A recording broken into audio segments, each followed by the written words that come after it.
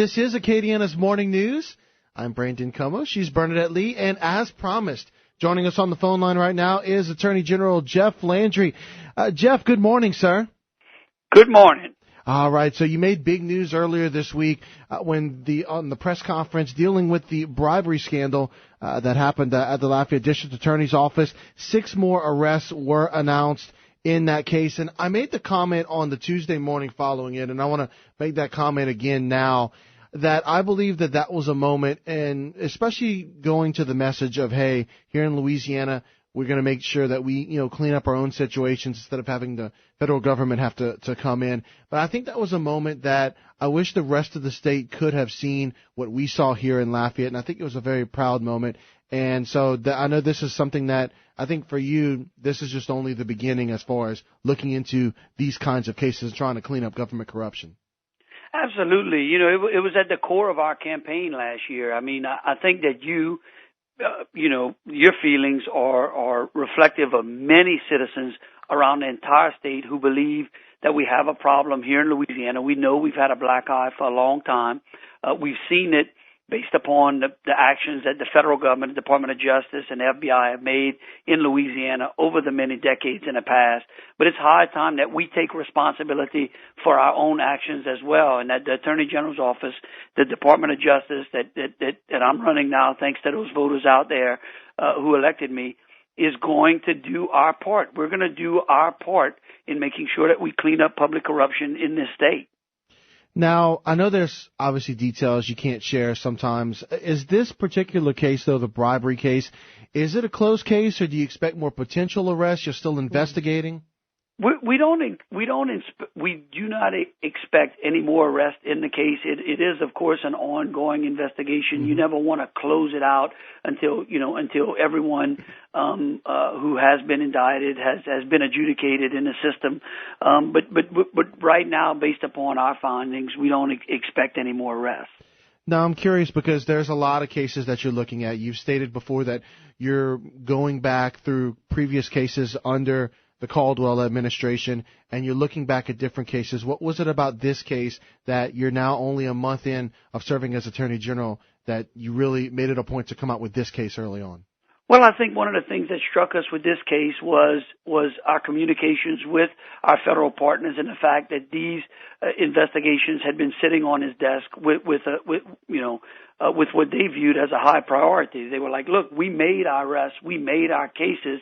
Why aren't you doing your job?" And of course, in any work environment, you and Bernie working together, if Bernie's the only one doing the work, and you're over there not doing your part, tension builds, and that's just not the kind of tension we want in being able to clean up corruption in this state. And so, those are one of the things that as we reviewed the cases and looking to our federal partners, if there was recommendations and things that they made, and then look, we all know out there that the federal government is very careful in the cases that they make, especially the FBI. They do a very thorough job, them and the U.S. Attorney's Office, and normally the cases that they bring to bear are those with a lot of facts that support, are supported by evidence.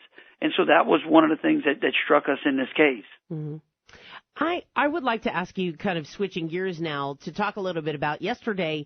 I saw an Associated Press story that Governor John Bel Edwards says Louisiana's done with the lawsuit over Common Core. And then quickly I saw a press release saying, well, wait, hold up just a bit.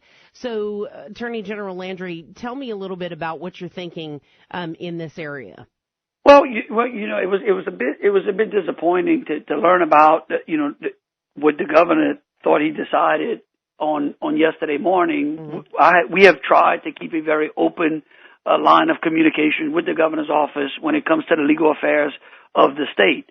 We made it very clear to him last week in both the Planned Parenthood and the abortion cases that we intervened in last week, that the Constitution clearly gives us the right to intervene in these cases. And so we use the power of the Constitution. I'm a very strict constructionist when it comes to the Constitution, to make sure that we get an opportunity to review a case before we decide, well, as a state, whether or not we're going to dismiss it. Bernie, previous governors have overreached their constitutional authority. You know, it's something that I complained about, not about governors, but about constitutional overreach when I was in Washington. It's not something that I want to tolerate here. Everyone has their spheres of influence and their powers, and when we stay in those, I think the government runs a whole lot better, and the taxpayer gets the government that it votes on. Yeah, absolutely. I agree. Absolutely. Now, I'm just curious as well, as we're speaking with Attorney General Jeff Landry,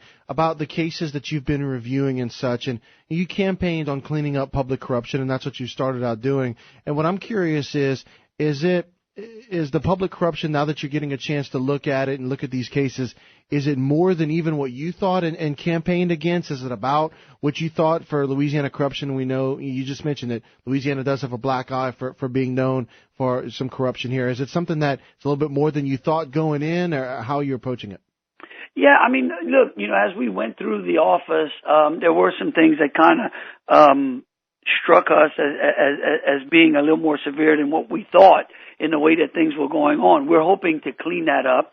And again, we're hoping to make sure that we do our job in holding elected and appointed officials accountable for their actions. Those people who we elect, they expect us to follow the rule of law, and no one should be above the law. You know, one of the things that we're going to beef up, especially when it comes to public corruption and is also Medicare and Medicaid fraud. You know, those are things that cost the state and the nation, you know, hundreds of millions of dollars. And in the past, we've had a bad problem of basically slapping people on the hand when they're caught, when we catch them with their hands in those cookie jars. I don't think that's appropriate. The punishment needs to fit the particular crime. When people defraud those types of programs, they hurt the elderly and they hurt the indigent. It doesn't do us any good, and it costs the taxpayers twice in that. So that's another area of focus another area that we're going to be focused on. Yeah, that's a topic that we talked about yesterday with the state treasurer, John Kennedy. Have you gotten a chance to be in touch with his office? I know he's put out some things about the fraud happening in Medicaid and such. Have you gotten a chance to talk with him in your short time so far as Attorney General? Absolutely. You know, we've reached out and worked with all of the statewide elected officials in making sure that they understand that we're willing to do our part, and if there's a problem that we can help them solve, that the office stands ready to do so. What about staffing? I mean, I know you're just getting into the post, et cetera, and, you know, you're still looking at everything. Do you think you'll have enough staff to be able to get it done to where you can look into all of this fraud? Well, that's, you know, of course, with the budget problem that's looming over us, you know, we're taking our time to methodically go through the office, allowing people inside the Department of Justice to reapply for those jobs, talk to them about, you know, why they would like to stay, what's their vision for the office in the future, and then determine, you know, and then once that process is completed, which we're getting close to finishing that up, you know, we'll look at the openings that we're having, look at the budget. You know, one of the things we announced yesterday, Bernie, you know, kind of dovetailing that is, just last week alone, we found almost $1 million in cost-saving measures that we can make that would impact our budget. I mean, in three moves. Wow.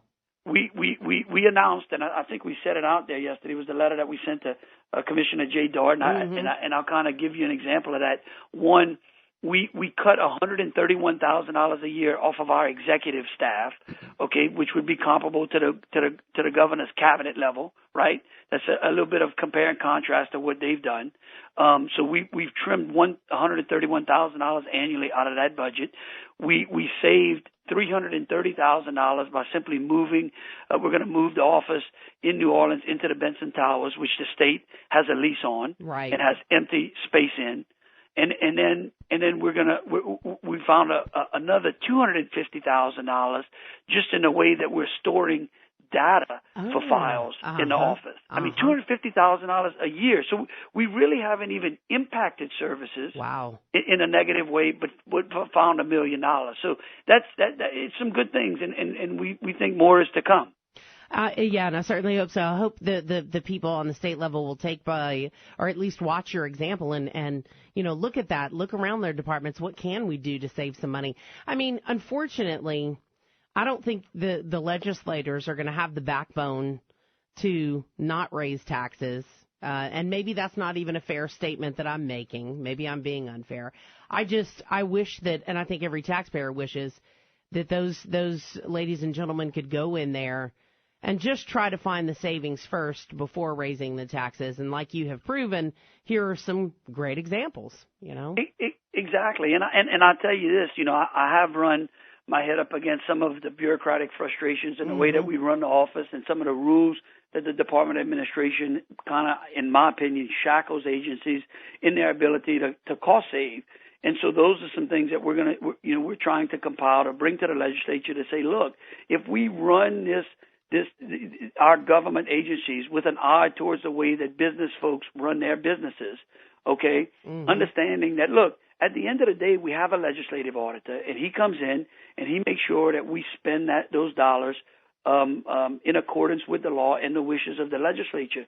And I think just minor tweaks like that in giving people some freedom, okay, in the way that they run those agencies would turn some big savings over to us. And you're right, it may get to a point where we don't have to raise additional revenue, or we just I don't know that we need to raise additional revenue more than restructure the way that we deal with our revenue. Attorney General Jeff Landry has been our guest here on the show. Jeff, thank you so much for taking time to speak with us this morning. Yeah, we appreciate it, especially, you know, to tell us like about the savings and stuff and what the attitude is. I think it's very refreshing. Yes. Yeah. Oh, yeah. Well, look, you know, it's right in time for Mardi Gras. Yeah, absolutely, right? Well, y'all have a very blessed Mardi Gras. Absolutely. Okay, enjoy the weekend. Thank you. Thank you. You too, sir. Appreciate it.